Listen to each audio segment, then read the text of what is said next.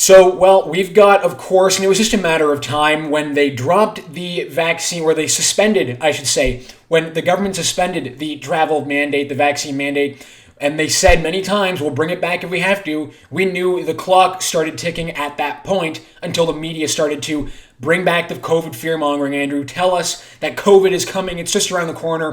We have to prepare for a summer surge, as the media said. The Globe and Mail just basically recycling headlines from the beginning of 2020. Here, the Globe and Mail wrote on June 29th, fears of a COVID-19 summer surge prompt experts to call for a return to masking. So here it is. The masks are going to come back, the fear is going to come back, and we're going to have to likely, if this continues, well, the restrictions are going to come back too. And it was just, as I said, a matter of time. So the article writes, it's time to bring back indoor mask wearing requirements, says some health professionals, amid concerns of a potential surge in COVID-19 cases this summer. So all I say to these health officials, Andrew, is good luck with that. Good luck convincing Canadians to bring back masks indoors. I don't think it's going to happen.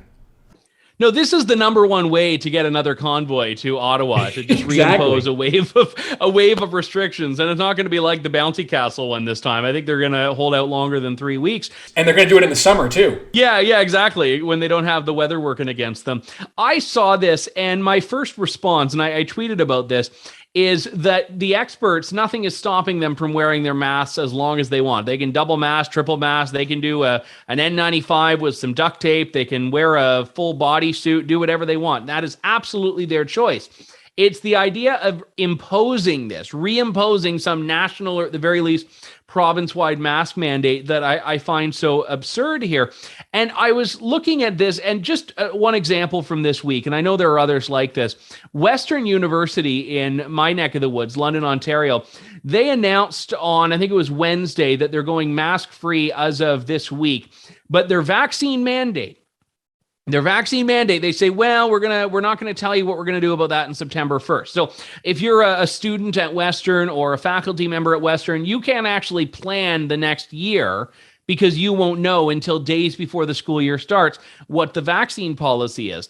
And the reason I bring that up in the context of this story is because it's that sort of Damocles that's always dangling in front of people now, that we're always just one day away from some new wave of restrictions coming back, one wave away from more concerns, more lockdowns, more restrictions, more vaccine mandates. And this could just come and hit us at any point. And this is something that I feel, for the first, 97 waves of restrictions and lockdowns and all that, Canadians did seem to welcome this all. But I'm not convinced that patience is there, because I know it's anecdotal, but people that dutifully went along with every lockdown, they got double vax, triple vax, they did everything. They hit a breaking point not long before this summer. And in some cases a little bit earlier, but I just don't think the will is there, even among people that have followed every restriction up until this point, to deal with any more of them. No, and the cat's out of the bag. What you're seeing now are you're seeing Canadians traveling to Europe where no mask, basically no one is wearing any masks. There were no restrictions months ago, and they weren't getting COVID, they weren't getting infected. They were coming back to places where there were masks, people were wearing masks, and there were some restrictions, and they were ending up with COVID. So people are starting to realize that, it's not the masks that are protecting them. And now, with everyone getting, boosted and still getting wave after wave of COVID, people, like you said, are just gonna realize that this is not working. This is not going to happen. And if they try this, people are just going to openly, disagree with this. They're not going to follow along, and they're going to kind of lose the respect from for the public health bureaucrats, the institutions of these people telling us what to do. And just to get into some of these absurd headlines we saw at the beginning of the week, the fear mongering has come right back. CTV wrote at the beginning of the week, and I can't even believe this was a headline written by CTV. They wrote, people with COVID-19 can infect and sicken cats and dogs by cuddling them. And they referenced a study.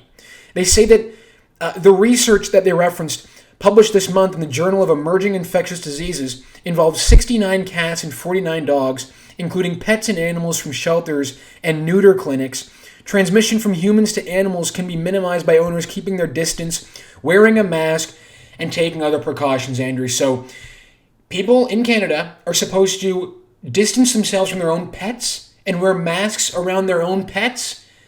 Do they really take us for total idiots? It's crazy.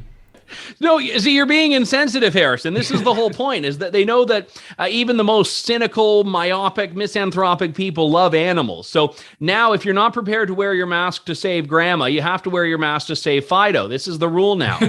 How dare you?